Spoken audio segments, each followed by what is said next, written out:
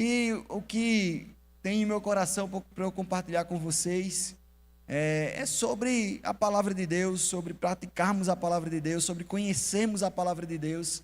Sabe, queridos, que antes de eu vir para o Verbo da Vida, toda a minha vida, né, desde pequenininho, eu costumo dizer que eu nasci dentro da igreja, né? Quantas pessoas até gostam de dizer isso? Eu nasci dentro da igreja, realmente. Meus pais, né, sempre foram cristãos, e eu nasci em um ambiente de igreja, convivi em um ambiente de igreja a minha vida inteira, em outras denominações, e eu fui crescendo também na minha vida ministerial, né, dentro da igreja, em outra denominação.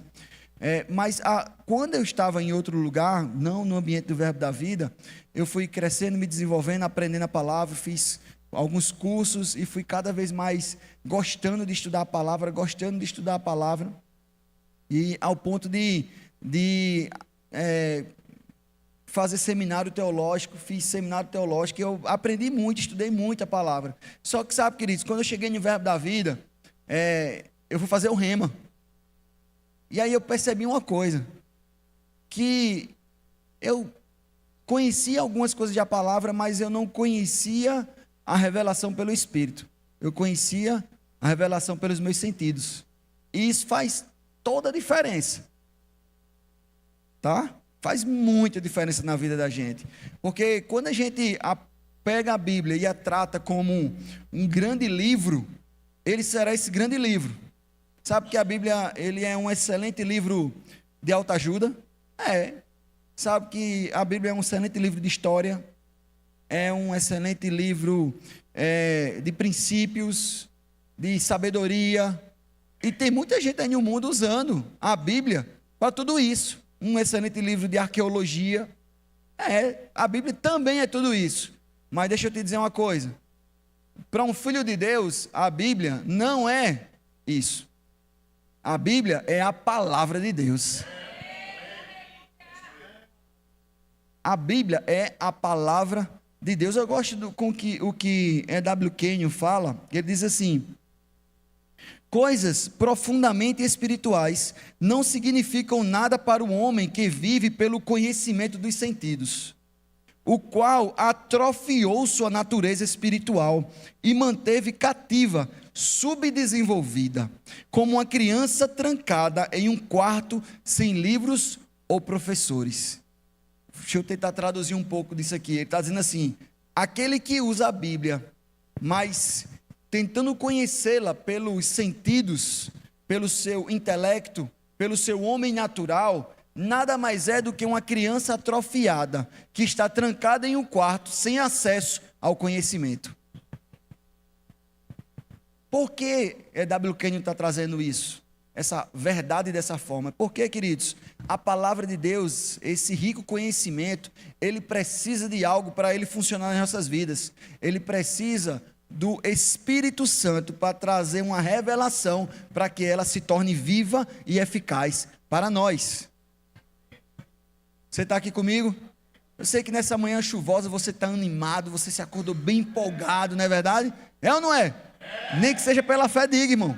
Porque você vai falando pela fé, daqui a pouco você pegou o negócio. Aleluia. Abra sua Bíblia aí comigo em 1 Coríntios capítulo 2. 1 Coríntios capítulo 2. A gente vai ler a partir do versículo 6. Eu vou ler na NVT. Diz assim: 1 Coríntios capítulo 2, versículo 6. No entanto, quando estamos entre pessoas maduras, falamos com palavras de sabedoria, mas não com o tipo de sabedoria desta era ou dos seus governantes, que logo caem no esquecimento. Pelo contrário, a sabedoria a que nos referimos é o mistério de Deus, seu plano antes secreto e oculto, embora ele o tenha elaborado para a nossa glória antes do começo de tudo. Os governantes desta era, por sua vez, não a entenderam, pois se a houvessem entendido, não teriam crucificado o Senhor da glória. É a isso que as Escrituras se referem quando dizem: olho nenhum viu, ouvido nenhum ouviu, e mente nenhum imaginou o que Deus preparou para aqueles que o amam. Quem sabe que é amado por Deus aí? Aleluia, olha isso, versículo 10. Mas foi a nós que Deus revelou estas coisas por seu Espírito. Aquilo que olho nenhum viu, aquilo que ouvido nenhum ouviu, aquilo que não chegou ao coração do homem, foi-nos revelado pelo Espírito. Ele continua dizendo, Paulo, pois o Espírito sonda todas as coisas, até os segredos mais profundos de Deus, pois que conhece os pensamentos de uma pessoa, senão o próprio Espírito dela. Da mesma forma, ninguém conhece os pensamentos de Deus, senão o Espírito de Deus. E o versículo 12 para concluir essa leitura. E nós, está falando de mim e de você, tá? E nós recebemos o Espírito de Deus e não o espírito deste mundo, para que conheçamos as coisas maravilhosas. Repita comigo, coisas maravilhosas. Mais uma vez, bem forte, coisas maravilhosas que Deus nos tem dado gratuitamente. Meu Deus do céu. Existem coisas maravilhosas que nos foram dadas gratuitamente. Quero me pegar um pouco nisso aqui. Por quê? Porque eu não sei se você já parou para pensar, e eu vou falar de mim, eu não vou falar de você, que eu não conheço sua vida, mas eu conheço a minha vida. Pensando em mim, eu vivi muitos anos sem desfrutar de coisas maravilhosas. E ainda tem coisas que eu ainda não estou desfrutando. Mas você já parou para pensar que se tem coisas maravilhosas, não pode ser uma coisa simples. Maravilhoso é simples? Maravilhoso é pequeno? Maravilhoso é qualquer? Quando o texto diz coisas maravilhosas, meu Deus, que adjetivo! Que são coisas grandes, coisas acima, coisas melhores, coisas boas para mim, para você viver. Deus tem o melhor para mim, para você. Você está quase entendendo isso. Está quase, mas você vai entender daqui para o final. E eu, por vezes, ficava me perguntando, mas Senhor, por que eu não tenho vivido coisas maravilhosas no meu casamento, por exemplo? Ou por que eu não tenho vivido coisas maravilhosas na minha vida financeira? Ou por que eu não tenho vivido coisas maravilhosas na minha saúde física? Bati aqui, porque eu não tenho vivido coisas maravilhosas em alguma área da minha vida. Deixa eu te dizer, não é porque Deus não quer fazer. Sabia disso? Existem coisas maravilhosas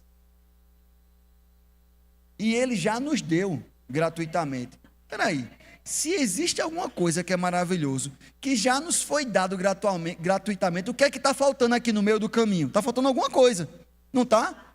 Se já deu, é bom, eu estou no meio do caminho aqui, o que é que está faltando? E eu queria falar especificamente sobre conhecer a palavra e aplicar a palavra. Percebe que são duas coisas. Não basta conhecer, porque apenas conhecer vai demonstrar para você aquilo que você tem de direito. Mas saber que tem sem ir buscar, você não vai ter. Você precisa conhecer, mas você também precisa aplicar. E eu quero trazer isso. Poxa, tem mais gente de Campina aqui que eu estou vendo. Tudo bem? Eu queria trazer isso dentro de uma perspectiva de que a palavra, no grego, no original, existem duas palavras que são utilizadas para falar da palavra. São elas a palavra logos e a palavra rema. E quem já fez o rema aqui, já estudou sobre isso. Quem não fez, já deve ter ouvido em algum momento, porque isso é muito falado em nossos púlpitos, sobre palavra logos e sobre palavra rema, até porque o rema é o nome da nossa escola, né? E pensando um pouco sobre isso, você vai lembrar que logos, quando o texto bíblico fala sobre, no original logos, ele traz a ideia da palavra revelada e estabelecida. É a palavra escrita, revelada e estabelecida. Mas quando no texto traz o termo rema, no grego, dá a ideia da palavra viva, aplicada, a palavra liberada pelo Espírito. É aquela palavra que vem do conhecimento para a aplicação na vida da gente. É simples. É você conhecer e pelo Espírito, vivificar essa palavra e aplicar na sua vida. Falando de mim mesmo, sabe, eu cresci dentro da igreja, querido, então eu aprendi o beabá da Bíblia desde pequenininho, mas eram tantas verdades conhecidas, mas poucas verdades vividas, até que eu entendi que a vivificação do Espírito na palavra faz a gente andar em um nível diferente e faz a gente ter acesso a coisas maravilhosas. Aleluia! Primeira coisa que a gente tem que entender é que a gente precisa conhecer a palavra. Você conhece a palavra? Eu vi alguns com segurança, outros com nem tanta segurança. Eu gosto do texto de João escrevendo, falando sobre Jesus, capítulo 1, versículo 1, quando ele diz: no princípio era o verbo, e esse verbo aqui é palavra. No princípio era verbo, e o verbo estava com Deus, ou seja, a palavra, o Logos, estava com Deus, e ele estava no princípio com Deus. Todas as coisas foram feitas por intermédio dele, sem ele, nada do que foi feito se fez. Olha o versículo 4. A vida estava nele, estava onde? Na palavra. Estava onde? No Logos, na revelação. A vida estava nele. E a vida era a luz dos homens. A palavra é a luz dos homens. A luz resplandece nas trevas, e as trevas não prevalecem contra ela. A palavra, o Logos de Deus, a revelação, o próprio Jesus é intitulado como a palavra, como a revelação plena de Deus, o Logos de Deus. Logos é a palavra integral de Deus e o verbo de Deus. O Logos de Deus é aquilo que Deus expressou sobre todas as coisas, aquilo que Deus deu a conhecer a si mesmo e o que ele criou. Tal palavra é usada também para descrever a palavra escrita quando se refere ao Antigo e o Novo Testamento.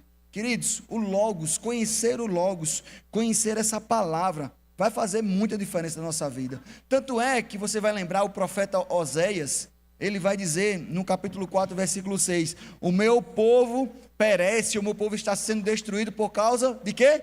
Porque lhe falta o quê? Porque falta o quê? Conhecimento. A falta de conhecimento gera prejuízo. Tá? Não conhecer vai te levar para um lugar de prejuízo. No Antigo Testamento, eles nem tinham a revelação do Logos, a palavra viva de Deus, mas eles já sabiam que a falta de conhecimento levaria o povo para a perdição. Mas ele também, o próprio profeta Oséias, ele traz uma instrução. Oséias capítulo 6, no versículo 3, diz assim: conheçamos e prossigamos em conhecer ao Senhor. Eu gosto dessa dinâmica. Conheçamos e prossigamos. Perceba que não é só conhecer, mas a gente tem que prosseguir em conhecer. Porque a palavra, queridos, embora a gente já pode ter aqueles textos, né, de có e salteado, né, como a gente gosta de falar, né, decorados, né, mas essa palavra é viva. E a gente conhece, mas quando a gente lê novamente, vem um novo despertamento para a vida da gente, vem algo que a gente não estava percebendo. O Espírito aproveita aquele momento da vida da gente para trazer um novo ensinamento, uma nova aplicação em nossas vidas. E esse conhecer e prosseguir em conhecer, conhecer e prosseguir em conhecer, conhecer e prosseguir em conhecer, vai nos tornar cada vez mais submissos a essa palavra. É perceptível, queridos, a gente lá em Campina Grande, eu tenho a oportunidade de estar próximo ali, por exemplo, da nossa coordenação doutrinária, né? E é só a galera, só cabeção, assim, né? Cabeção é no sentido de inteligente, tá? Eu não estou falando de Fernando Leal, não. Só tem gente assim, né? Que é imoral, né, Juninho? A gente chega lá para falar, para conversar, a turma, meu Deus do céu.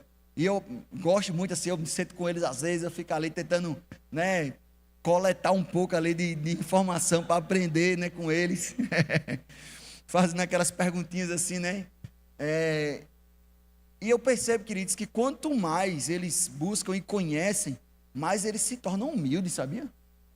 Porque não é o conhecimento da palavra de forma fria, pelos sentidos naturais. É o conhecimento puxando pelo Espírito. E talvez, eu lembro que antes, né? Talvez, Conhecer a palavra só pelos sentidos pode levar alguém para um lado da soberba. Mas conhecer a palavra, trazendo pelo conhecimento e pela interpretação do Espírito, vai te levar para um lugar de submissão, de humildade. Eu lembro que quando eu fazia faculdade, há muitos anos atrás, eu paguei uma matéria, né, uma disciplina que era Sociologia Aplicada. Eu fiz o curso de administração. E minha professora era uma filósofa, né? Eu não lembro o nome dela, mas era uma senhora forte, assim, bem voz firme. E no primeiro dia de aula, você vai falar sobre sociologia, você vai falar um pouco sobre filosofia. Não tem como fugir muito da Bíblia, tá? Porque a Bíblia é um norteador, né? Principalmente para o nosso mundo ocidental, né? E primeiro dia de aula, ela entrou na sala de aula, olhou para a turma e disse: eu vou logo dizer que eu vou falar sobre filosofia, sociologia, mas a Bíblia não tem nada a ver com isso. Já li a Bíblia mais de uma vez, não acredito em Deus, e para mim é só histórias que são contadas na Bíblia. E se alguém quiser discutir comigo, eu estou pronto para discutir agora. Aí eu, como aquele bom crente, jovem, desenrolado, sentado naquela cadeira, eu olhei nos olhos da professora e escorreguei pela cadeira, me escondi. Infelizmente ainda não tinha feito o rema, e a indicação: faça o rema antes de entrar na faculdade, tá, querido? Não sabia que eu tinha autoridade de crente, do crente, não sabia de algumas verdades, tímido espiritualmente, me acovardei diante daquele cenário. Mas eu não quero falar sobre mim, eu quero falar sobre a percepção de você conhecer a palavra sem ter revelação pelo Espírito. Vira um livro qualquer, queridos. Vira um livro qualquer, mas quando a gente conhece, prossegue em conhecer, conhece, prossegue em conhecer, conhece, prossegue em conhecer, meu Deus do céu. Aí vai trazer à memória o que Paulo fala aos Romanos capítulo 12, versículo 2. Não vos conformeis com este século, mas transformai-vos pela renovação da nossa mente. Como é que a gente renova a nossa mente? Através do conhecimento. Transformai-vos. Há uma transformação através da renovação da mente, para que assim a gente possa experimentar qual seja a boa, agradável e perfeita vontade de Deus. Eu lembro que antigamente eu pensava, quando eu li esse texto, dizia assim: aconteceu uma coisa ruim na minha vida. Isso é a vontade de Deus, porque ela é boa, perfeita e agradável. Eu adoeci. Isso é a vontade de Deus, porque ela é boa, perfeita e agradável. Tudo de ruim que acontecia, eu dizia: é a vontade de Deus, porque eu sei que a vontade de Deus é boa, perfeita e agradável. Mas não é isso que o texto está dizendo, não, querido. O texto está dizendo que quando eu renovo a minha mente, quando eu entendo a minha identidade, quando eu entendo o que é ser um filho de Deus, quando eu entendo quem Deus é e o seu caráter, quando eu entendo que por suas pisaduras eu sou sarado, quando eu entendo que eu estou guardado debaixo das suas asas, quando eu entendo aquilo que eu posso fazer, quando eu entendo quem sou de verdade, aí eu vou, na mudança de mentalidade, experimentar aquilo que de fato é bom, perfeito e agradável. Porque o que é bom, o que é perfeito e o que é agradável, sabe o que é? É maravilhoso. Mas a gente só experimenta com a mente renovada, conhecendo e prosseguindo em conhecer, conhecendo e prosseguindo em conhecer, renovando a nossa mentalidade. Você está aqui? Deixa eu te dizer algo, queridos. Um excelente ambiente para você renovar sua mente é no Rema, tá? As matrículas já se encerraram, né, esse ano, mas se você não entrou esse ano, já fica ligado, não perde para o ano que vem, porque eu sei que vai ser transformador na sua vida, como foi na minha vida. E vai realmente te alcançar. Sabe, queridos, Kenneth Copeland, ele gosta de dizer que a timidez espiritual é causada pela falta de entendimento de quem você é em Cristo. Olha isso. A timidez, o que é timidez espiritual? É você escorregar pela cadeira. Simplesmente pela falta de conhecimento de quem você é em Cristo. Quando você entende quem você é, quando você conhece a palavra, você se torna mais ousado. É ou não é? Só sou eu que fica assim? Ou você? A gente fica mais ousado. Conhecer a palavra. Em Hebreus capítulo 4, versículo 12. Abra comigo esse texto, por favor. Hebreus 4, 12.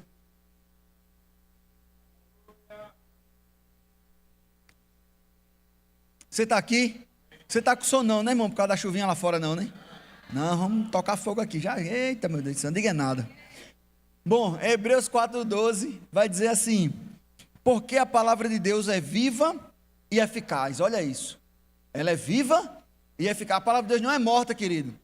A palavra de Deus não foi escrita há 2, 5, 3, 4, 5 mil anos atrás e ficou morta. Não, ela é viva. E ela, por ser viva, ela é eficaz.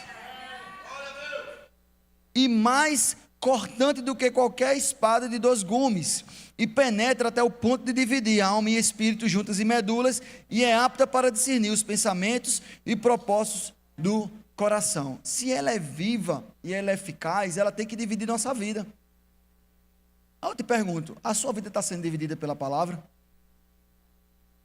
Talvez você, assim como eu, tenham buscado isso continuamente, porque não é porque a gente ministra e ensina essas coisas, queridos, que a gente já alcançou tudo, tá? Mas é como Paulo fala, né? Eu também não vou ficar olhando para o meu passado, eu vou seguindo adiante. Eu sei o que tem na minha frente. E a gente continua buscando cada vez mais. E eu quero te dizer, queridos, que conhecer a palavra vai fazer com que a gente enxergue aquilo que a gente tem de direito, mas ela só vai realmente se tornar eficaz. E aqui está mais um segredo. Quando a gente entender que ela precisa ser vivificada pelo Espírito, se transformando no rema na nossa vida. Conheça o Logos, mas aplique o rema. A palavra revelada, a palavra vindo por inspiração do Espírito, se transformando em algo vivo e eficaz, cortando e atravessando a nossa vida. Sabe, pensando um pouco sobre tudo isso, eu me lembrei do próprio Jesus, porque nós não temos como desassociar, queridos, a palavra do Espírito Santo. Lembra que uma vez que você nasceu de novo, o Espírito Santo passou a habitar em você, não é assim? O Espírito de Deus em nós. O Espírito de Deus em nós, somos ungidos, agora nós temos o Espírito Santo habitando em nós, e esse Espírito, ele traz entendimento, ele habita no nosso espírito, trazendo revelação, trazendo o conhecimento revelado da palavra, fazendo que essa palavra fique vivificada para as nossas vidas, fazendo a diferença na nossa vida. Por isso nós temos que estar conhecendo a palavra, submetida ao Espírito Santo, não só lendo por ler, mas lendo, submetindo sempre ao Espírito Santo. Espírito Santo, fala comigo. Espírito Santo, traz essa revelação para mim. E a nossa vida enquanto cristãos tem que ser assim, sempre guiados pelo Espírito Santo. Eu vou dar um exemplo disso, tá? Um exemplo simples. Jesus Cristo. Vou usar ele como exemplo, tá? Você vai lembrar que lá em Lucas capítulo 3, Jesus está entrando lá no Rio Jordão, se eu não me engano, para ser batizado por João Batista. E João Batista vê o Espírito Santo descendo em formato de uma pomba, repousando sobre Jesus, e ali é o símbolo de que Jesus foi batizado com o Espírito Santo. O Espírito Santo veio à terra e passou e repousou sobre Jesus. Agora, olha como Lucas, ele gosta de detalhar essa parceria entre Jesus e o Espírito Santo. Que Jesus, mesmo sendo Deus, e você vai aprender um pouco mais sobre isso no Rema, Jesus, mesmo sendo Deus, ele se esvaziou de si mesmo. Paulo fala em Filipenses, para que ele viesse como figura de homem.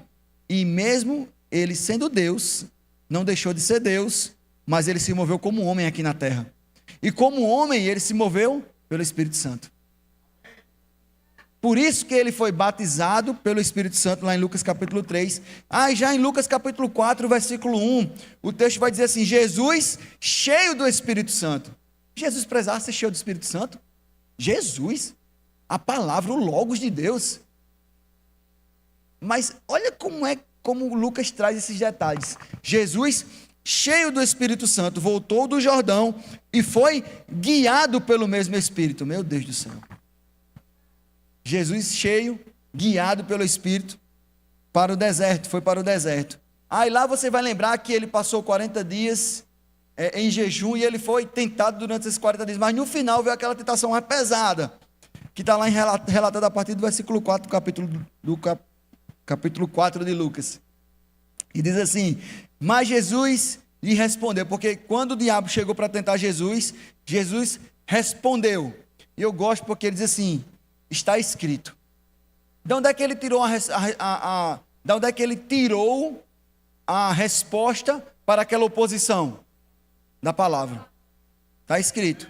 Agora, lembre que Jesus foi batizado no Espírito, estava cheio do Espírito, estava sendo guiado pelo Espírito, e naquele momento, um homem cheio do Espírito Santo, ele tira de onde?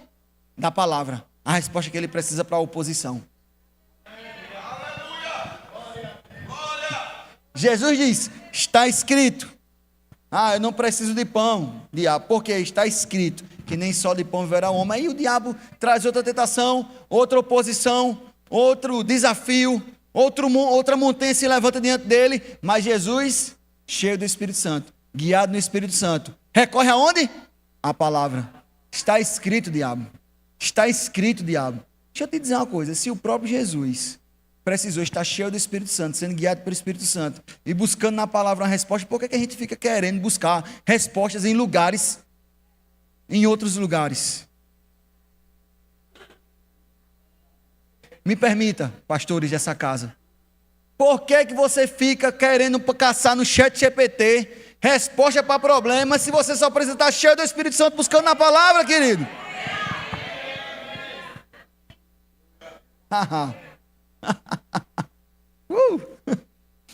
Eita, Jesus Cristo. Essa parceria de Jesus com o Espírito Santo era tão forte, e Lucas o tempo todo vai trazendo esses relatos. Mais na frente, no versículo 14, depois que Jesus vence a tentação, ele volta e diz assim que, no versículo 14, então Jesus, no poder do Espírito, regressou para a Galileia. Olha só, Jesus batizado no Espírito, depois cheio do Espírito, depois guiado pelo Espírito, e agora, no poder do Espírito, ele regressou para a Galileia. E você vai lembrar que ele chega na Galileia, ele entra na sinagoga e ele recebe o rolo do livro de Isaías e ele vai lá e lê, porque o Espírito do Senhor me ungiu.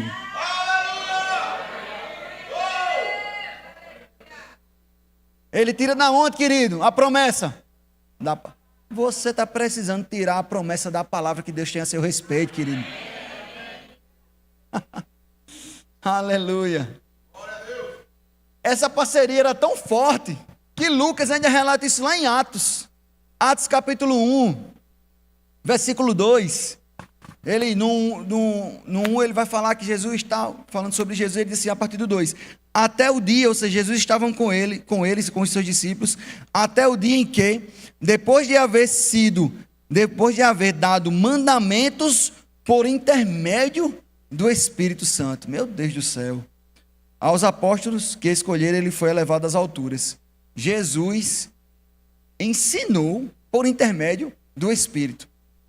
Sabe o que isso me ensina, queridos? Que eu e você precisamos considerar muito o Espírito Santo. Se o próprio Jesus considerou o Espírito Santo, quanto mais eu e você precisamos considerar o Espírito Santo, que já está aí, querido. Já está aí.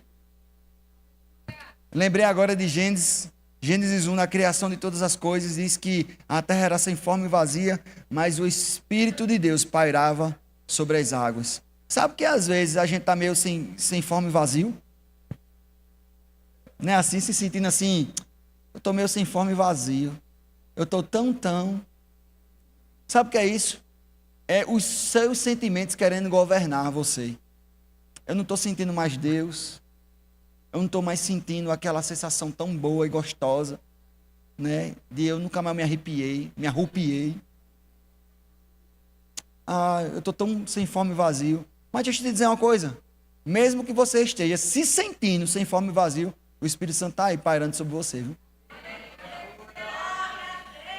Até que saiu uma palavra. Uau! A palavra, o próprio Jesus, o Logos de Deus, diz: haja.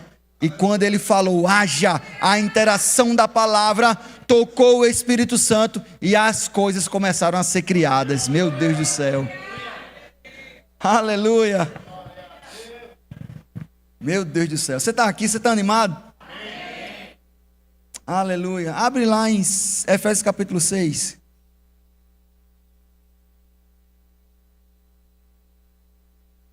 Sabe, queridos, Efésios capítulo 6. Deixa eu só ver aqui que eu não anotei toda a referência. A partir do versículo 10. Vai falar sobre a armadura de Deus. Eu já estou introduzindo minha conclusão. Efésios capítulo 6, a partir do versículo 10, Paulo ele vai falar sobre a armadura de Deus. Já deixo uma dica de leitura também para quem ainda não leu, Armados para o Combate, do reverendo Rick Renner, um livro extraordinário, muito bom mesmo. Vale a pena a sua leitura.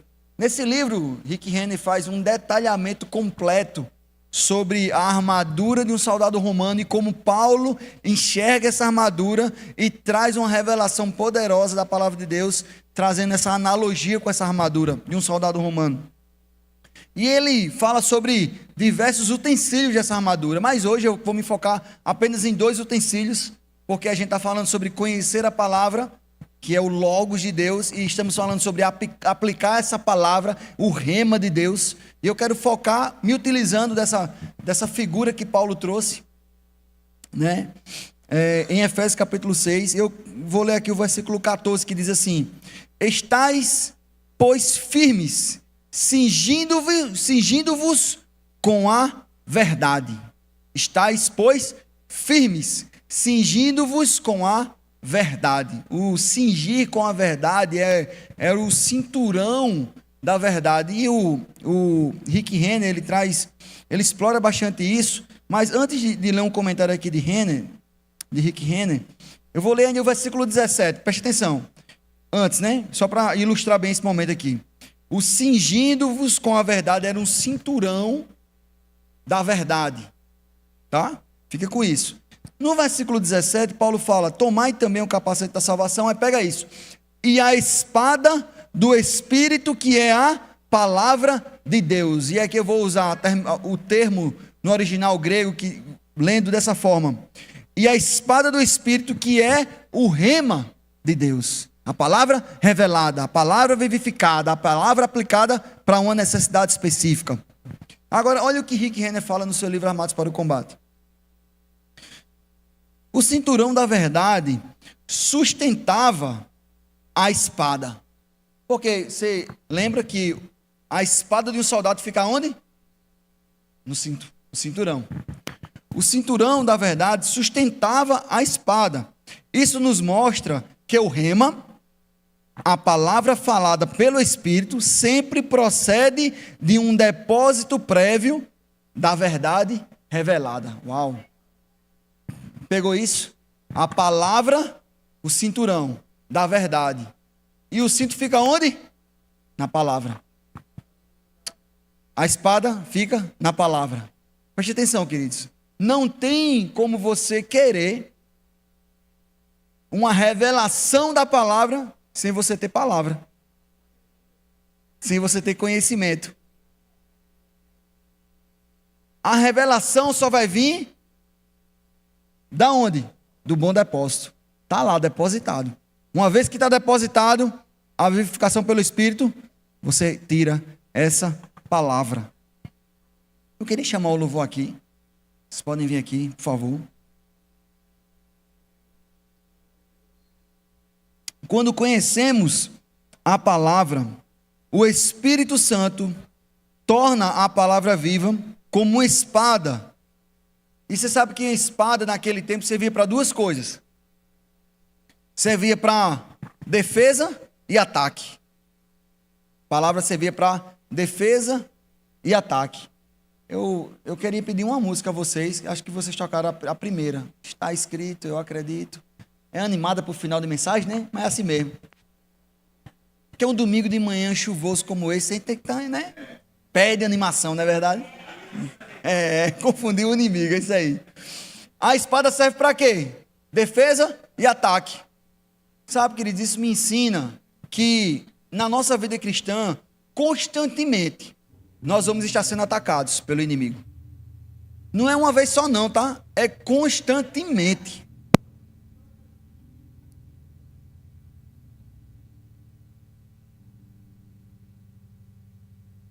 A culpa foi minha. Foi minha, perdão. Não foi nenhum ataque do inimigo, foi só um...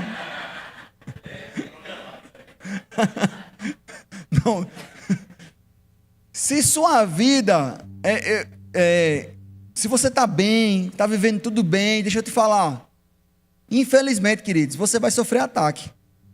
Não tem como fugir disso. O próprio Jesus deixou claro, ó, vai ter tribulação, tá tudo bem, porque eu já venci a tribulação. Aquela história que a gente já ouviu falar, desde quando eu era pequeno eu ouvia, né? Se você está levando pedrada, é porque você está dando fruto. Porque uma árvore que não dá fruto, ninguém joga pedra para tirar o fruto. Isso tem nada a ver, queridos, mas assim, sinceramente, o diabo ele não vai ficar feliz se você estiver andando em saúde divina. O diabo ele não vai ficar feliz se o teu casamento estiver em um ambiente de paz e alegria. O diabo não vai ficar feliz se você está andando em prosperidade. O diabo não vai ficar feliz se você está entregando a sua vida para o propósito divino. Ele vai querer criar um caminho para te derrubar. Mas como pode? Sabe, se Jesus passou por isso, você não vai passar. Mas para que serve a espada? Defesa. Ah, diabo, tu pode vir com tudo isso, mas eu sei quem eu sou. Defesa. Pode vir me atacar, diabo, estou nem aí, eu tenho defesa. Eu sei que o escudo da fé também, que está ilustrado na armadura, vai nos fortalecer diante dos dardos inflamados do inimigo, mas a espada também funciona para defesa. Fé e palavra. Fé e palavra. Mas a espada não é só para defesa não, porque o próprio Jesus diz que as portas do inferno não prevaleceriam contra a sua igreja, e nós somos a igreja dele. É para atacar também, querido. A gente não é daqueles que fica só se defendendo, não, a gente vai para cima. Você vai para cima. Se a situação está controversa, querido, vai para cima do diabo, porque ele não pode te suportar, querido.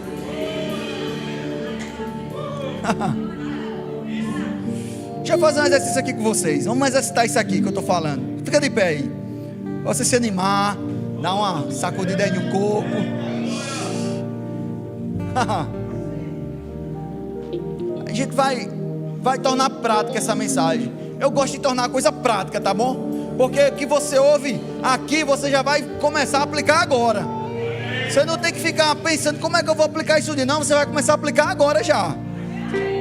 Você vai tirar do cinturão da verdade e você vai tirar a espada da revelação do Espírito. Deixa eu te dizer, se você tiver com problema financeiro, querido, como é que você faz?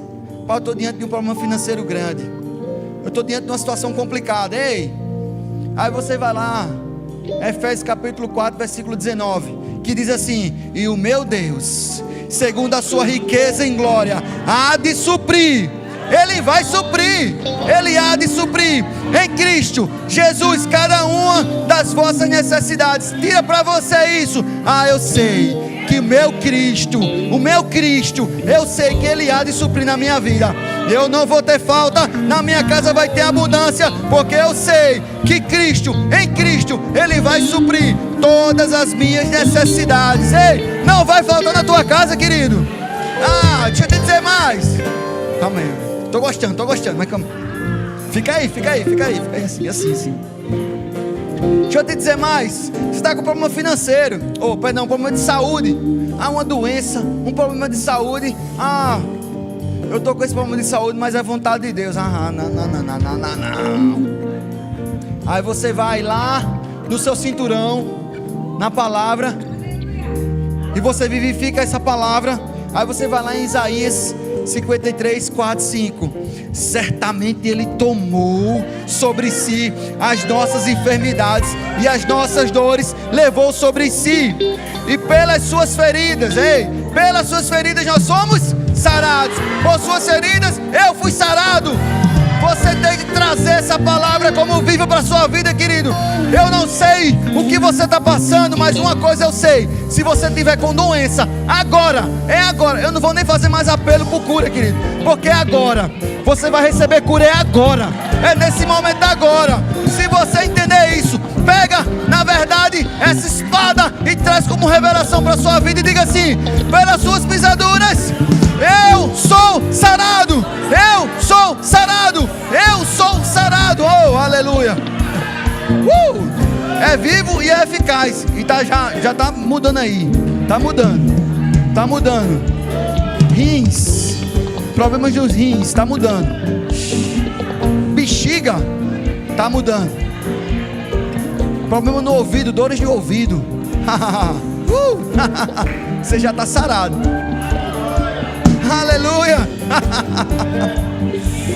Ei, tem pessoas que estão com falta de paz. Eu não estou com paz, eu estou com dificuldades, assim, é uma tensão, uma pressão, sabe, aquela pressão, aquela coisa, falta de paz. Aí você vai lá e vai lembrar, em João, capítulo 16, versículo 33, diz assim: estas coisas vos tenho dito, para que tenhais paz em mim. A paz é nele, querido.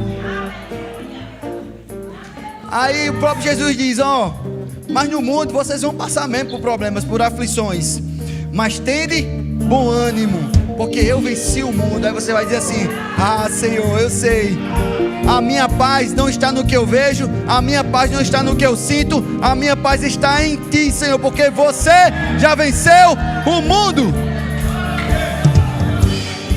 Aleluia. Você está se animando? Tem gente que está com uma tristeza profunda. Sabe quando você fica assim com aquela tristeza, aquele desânimo, uma tristeza profunda? Aí você vai tirar do seu cinturão Isaías 61:3, que diz assim: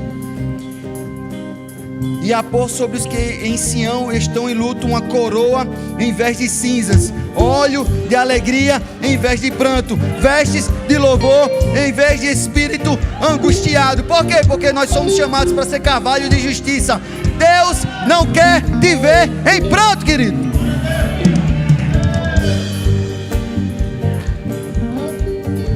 Ah, mas eu estou com medo de morrer. Eu não sei o que pode me acontecer. Será que eu vou com medo de morrer? Aquele pânico. Sabe que tem pessoas que têm pânico noturno, que se deitam para dormir e ficam com aquela pressão no peito. Será que eu vou me acordar vivo? Aquele medo de morrer. Aí tu vai lá no teu cinturão, aí tu tira Salmos 118, verso 17: não morrerei, antes viverei e contarei as obras do Senhor. Eu não morrerei, antes viverei e contarei os feitos do Senhor. Eu não morrerei, antes viverei e contarei os feitos do Senhor. Eu não morrerei, antes viverei e contarei os feitos do Senhor. Eu não morrerei, antes eu viverei e contarei os feitos do Senhor. Ha! Por fim, o último que eu estou trazendo agora, né? Porque você vai, o Espírito Santo vai trazer muita coisa para você. Eu declaro que nos próximos dias você vai ter tanta revelação da palavra, meu Deus do céu. Aleluia. Eu não consigo me alegrar.